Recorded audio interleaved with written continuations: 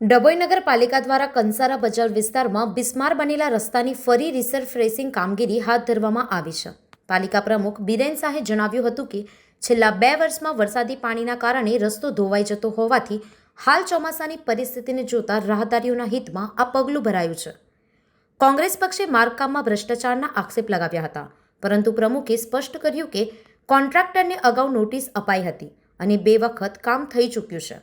ચોમાસા બાદ RCC road બનવાના પગલાં લેવામાં આવશે.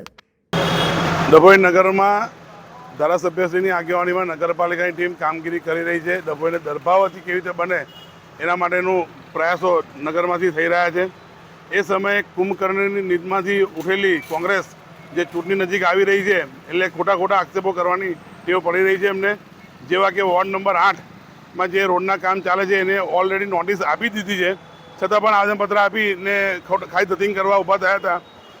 સાથે ગોળદરી પાકોથી ટાવરને જતો રોડ જે ડામરનો રોડ થયો હતો 2024માં, જે રીસર્ફેસિંગની ગ્રાન્ટમાંથી થયો હતો, અને એ રીસર્ફેસિંગ ગ્રાન્ટમાં રોડ ખરાબ થઈ જતા, પાણીનું વેન વધારે હોય ખરાબ થઈ જતા, એના એ જ કોન્ટ્રાક્ટર પાસે એ જ વોરંટી પીરિયડમાં કામ ફરી કરાવ્યું હતું, જેનું પેમેન્ટ ચૂકવવાનું આવ્યું નથી. એટલે ટૂંકમાં વોરંટીની અંદર જ એનું કામ પૂર્ણ કરાયું હતું.